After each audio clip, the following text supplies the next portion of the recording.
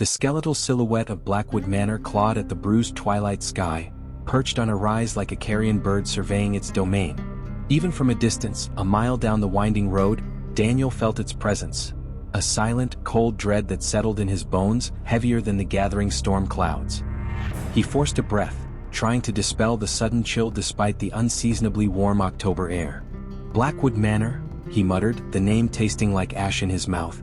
His forced smile faltered.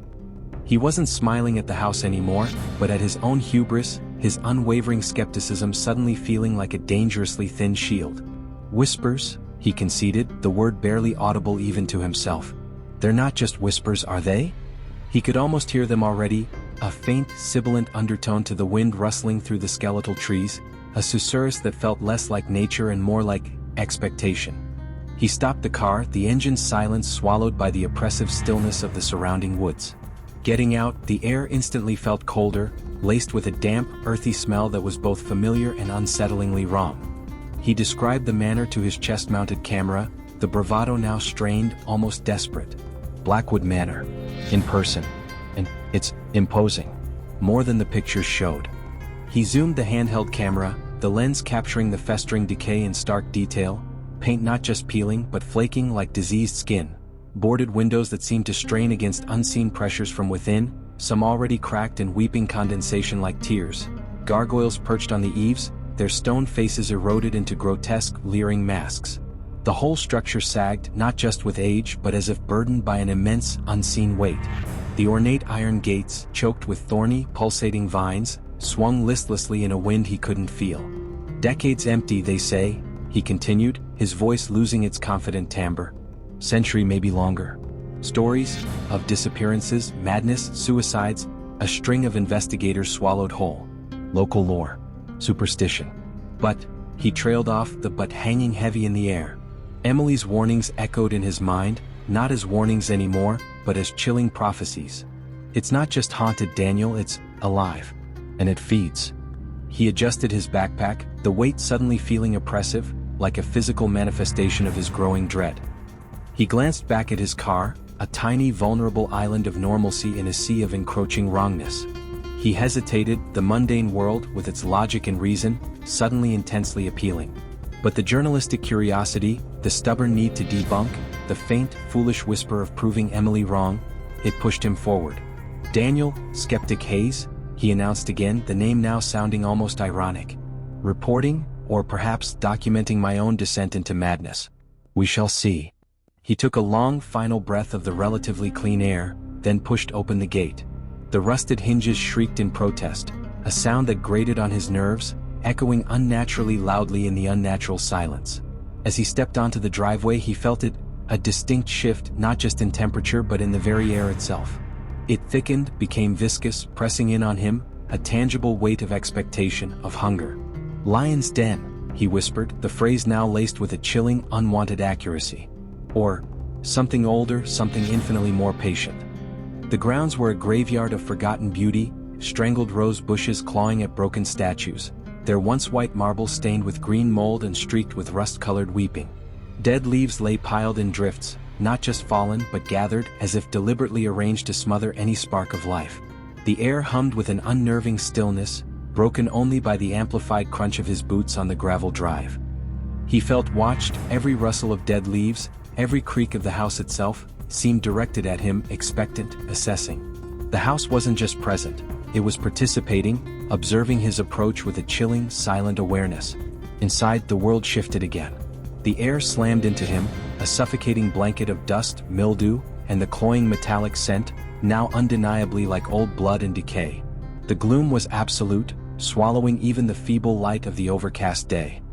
He flicked on his headlamp, the beam swallowed by the oppressive shadows, illuminating only a small, claustrophobic circle of dust motes that danced with an unnatural, frantic energy. Log 2, he choked out, the words heavy in the stagnant air. Inside, and it's worse. The smell, the cold, it's alive, I swear it's breathing. He felt a faint vibration under his feet, a low thrumming that resonated not just through the floorboards, but through his very bones. He moved into the grand hall.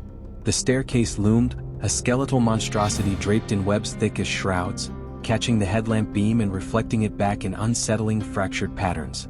The wallpaper, in the stark light, was even more disturbing, not just peeling but molting, revealing layers of faded patterns beneath, each more grotesque than the last. He saw faces in the floral patterns now, leering, sorrowful, pleading faces, eyes in the leaves that followed his every move, whispers in the faded vines. The dust motes swirling in his light weren't just dust. They were shadows, fleeting, shape-shifting, swirling into miniature vortexes, then dissolving back into the gloom.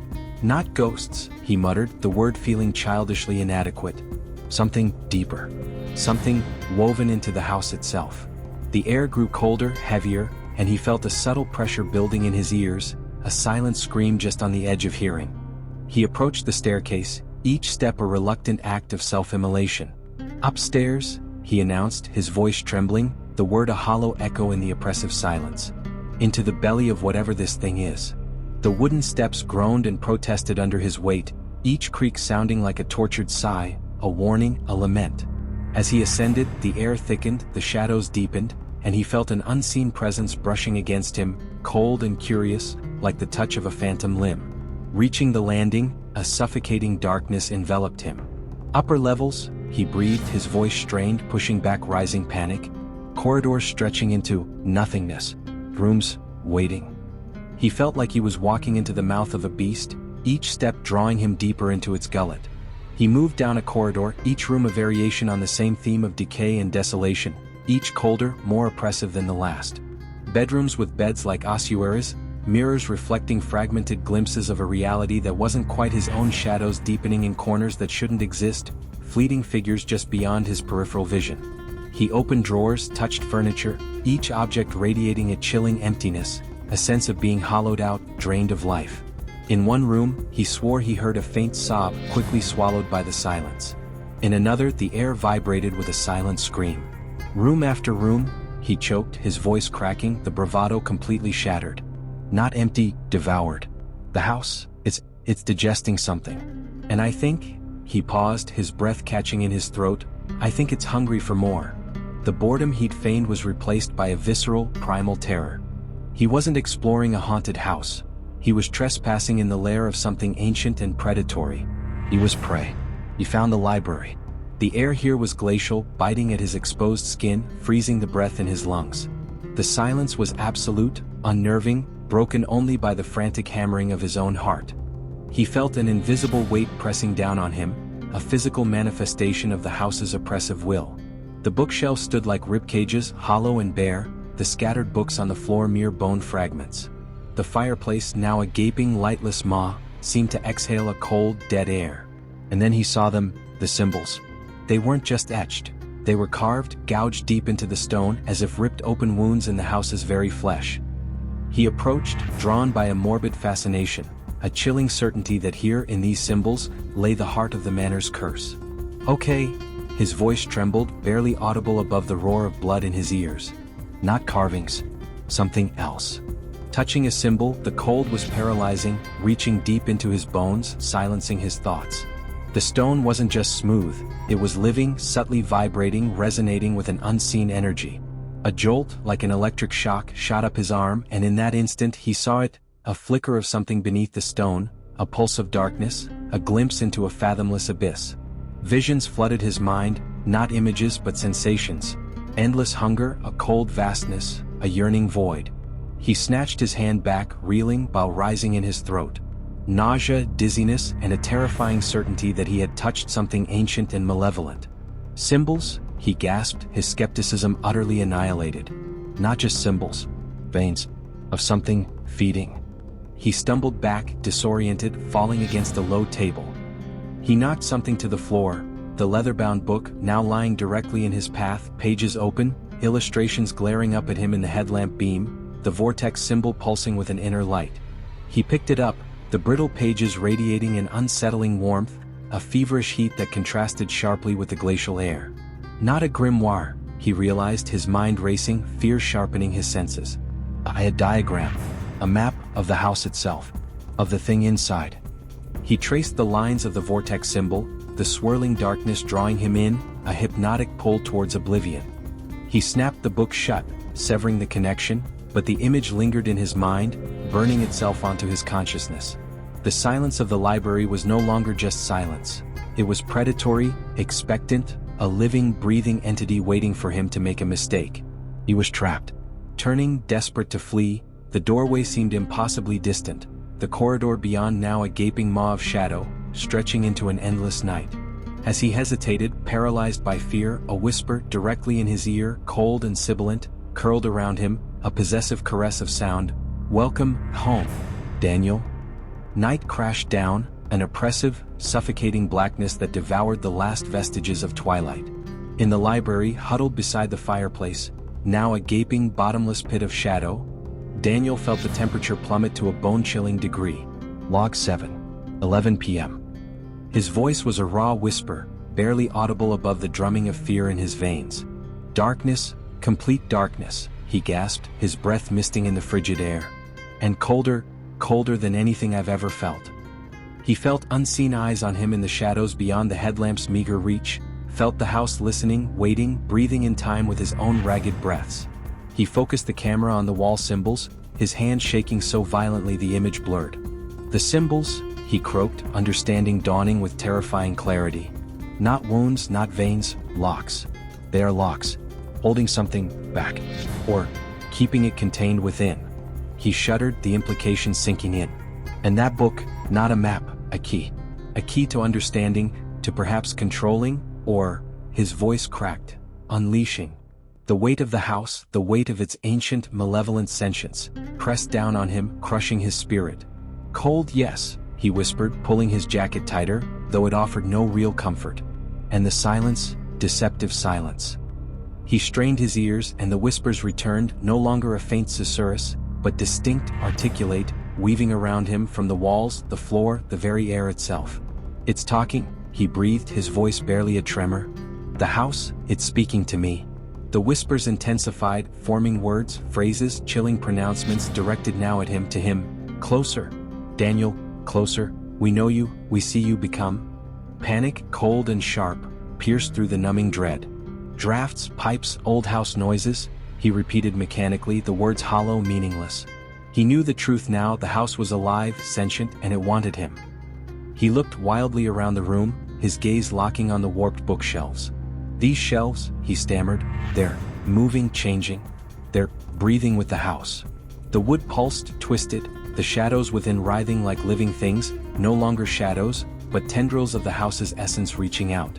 The whispers solidified into a chorus, a symphony of sibilant voices, no longer just words but promises, temptations, chilling invitations. "Welcome, Daniel, home, stay with us, become one of us, forever." Terror became a tidal wave crashing over him, threatening to drown him. "No!" he screamed, backing away blindly. "No drafts, no natural sounds. This is a nightmare. The house, it's a thing. And it wants me." He stumbled, falling back against the fireplace, the cold stone burning his skin. He spun around, his headlamp beams sweeping across the symbols, now glowing with an unholy light, throbbing in rhythm with the whispers, with the house's ancient, hungry heart. "The symbols," he gasped, his voice raw with terror, "they're not just beating, they're calling. They're calling to me." He turned to flee, driven by pure instinct, but the shadow in the doorway solidified into a towering barrier of absolute darkness, a sentient wall.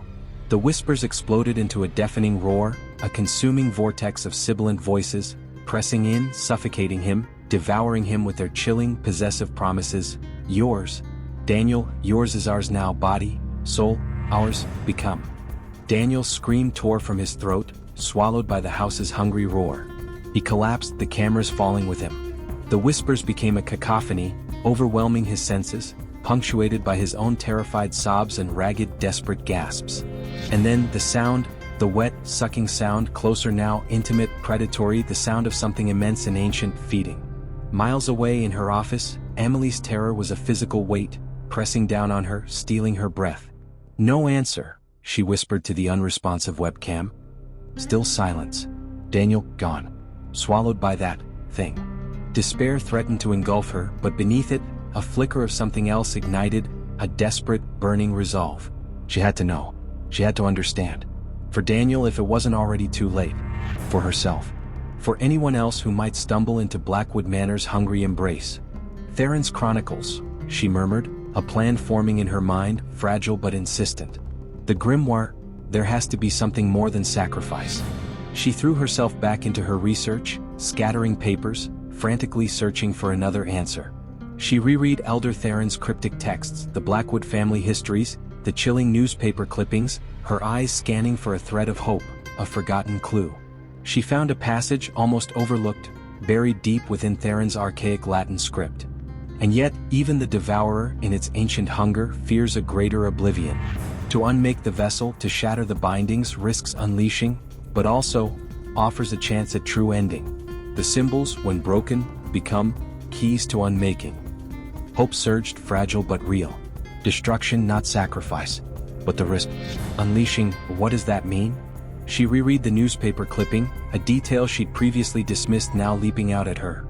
Rumors persist of other places, touched by the Blackwood curse, whispers of spreading influence, should the manor be disturbed.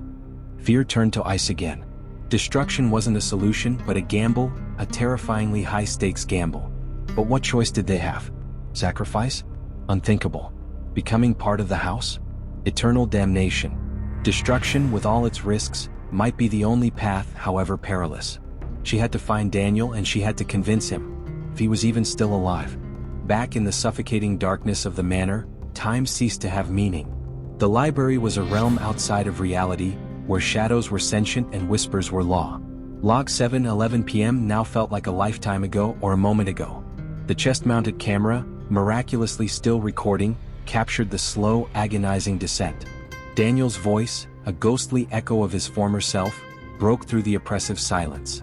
Log 8, or is it 9? Time means nothing here anymore. He was wounded, broken, his spirit crushed, yet a spark of defiance, of desperate resolve, still flickered within him. They offered belonging, to become part of them, part of the house. Forever. But, he choked, but forever in this place is no existence at all. He remembered Emily, her fierce spirit, her unwavering belief, even in the face of his skepticism. He had to try. Not just for himself, but for her, for the world outside this cursed place. Grimoire. Emily's words, destruction. Not sacrifice. His voice strengthened slightly, fueled by a desperate hope. Risk of spreading the curse, but containment is broken anyway. Sacrifice just feeds it. Destruction, it's the only chance. His hands, trembling but determined, moved in the darkness, guided by instinct and the dim memory of the ritual circle from the grimoire.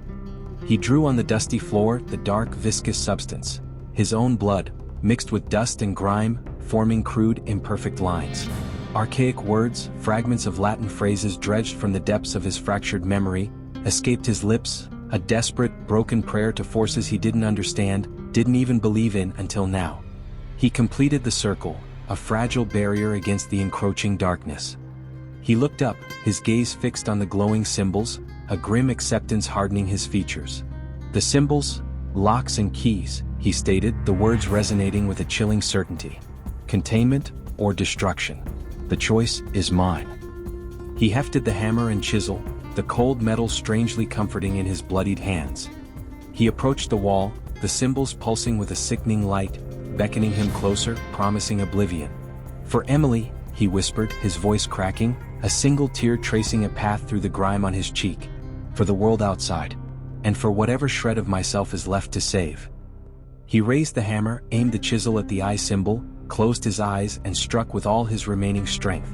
The sound reverberated through the house, a sharp, brutal crack that seemed to shatter the very foundations of the manor. Stone fragments showered down, dust billowed, and the symbol, the lock, the vein of the house's power, was broken. He opened his eyes, a grim satisfaction hardening his gaze. Symbol after symbol, he attacked the wall, driven by a desperate, furious resolve. With each strike, the whispering escalated, a roar of pain and rage, the room convulsed, shadows screamed, and the house fought with all its ancient, malevolent power. But Daniel pressed on, fueled by adrenaline, fear, and a desperate, fragile hope. He was destroying not just stone, but something far older, something infinitely more dangerous. As he brought the hammer down on the final symbol, shattering it into dust, the roar of whispers reached a deafening crescendo, threatening to shatter his eardrums, his sanity. The room buckled, twisted, reality itself seemed to fray and unravel. Then, as abruptly as it began, the chaos ceased. Silence descended, absolute and profound, heavier even than the oppressive silence before. The shaking stopped. The shadows receded. The oppressive weight lifted, vanished as if it had never been. The house was silent. Empty. Just a house again. Daniel collapsed, hammer clattering to the dusty floor, his lungs burning, his body trembling with exhaustion and a strange, hollow relief. He looked around, dazed, at the blank wall where the symbols had been, the empty bookshelves, the silent fireplace. Just a room. Dusty, decaying, utterly and terrifyingly normal. No whispers, no shadows, no sentient presence. Only the chilling, lingering cold, and an echoing emptiness that resonated deep within his soul. He reached up, his hands clumsy, numb, and removed the camera, stared into the lens, his face pale, gaunt, haunted by what he had witnessed, what he had become. Log 9, he whispered, his voice a ghost of sound, barely audible. Escape? Destruction? I don't know. It's quiet. Gone. The presence, the whispers, silence. The house just a house. Again. Maybe. He pushed himself to his feet, legs weak, body protesting, and stumbled towards the doorway. He glanced back at the library, then out into the dark corridor, now just a normal, dusty hallway, stretching into the mundane darkness of an abandoned house. He hesitated, then took a step, then another, walking out of the library, out of the cursed room, into the silent, empty manor. The camera, still recording, showed only his weary, stumbling steps, his echoing footfalls in the profound, unsettling silence. Then the screen faded to black, leaving only darkness and a lingering, unanswered question. In the sterile brightness of the hospital room, time had returned to its linear flow. Morning light streamed through the window, pale and weak. Emily sat by Daniel's bedside, watching him sleep, his face pale, too still.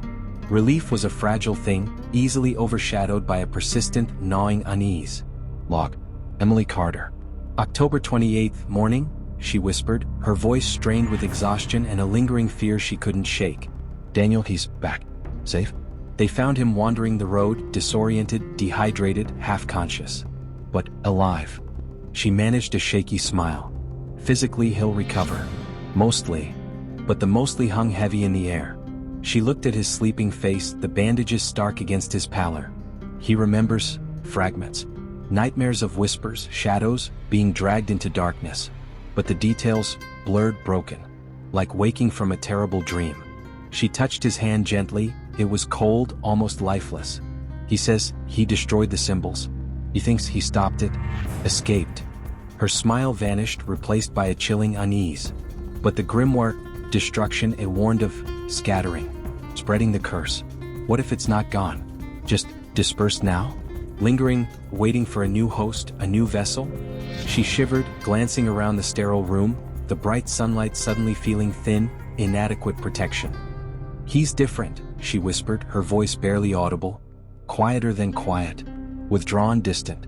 He stares, through you, not at you. And he whispers. Constantly. Under his breath. Leaning closer to the camera, her eyes wide with a growing, chilling realization, she breathed. Sometimes when he whispers, I don't think it's Daniel anymore. It's it? The house. Still inside him. A part of him now. The whisper, in Daniel Hayes. She looked at Daniel sleeping, his face serene, peaceful. Too peaceful. The camera focused on his face, his breathing shallow, almost imperceptible. And if you strained your ears, listened past the hum of the hospital machinery, past the sterile quiet, perhaps, just perhaps, you could hear it. A faint, sibilant sound, like dry leaves rustling on a windless night, like silk whispering secrets in the dark. A whisper, just barely audible.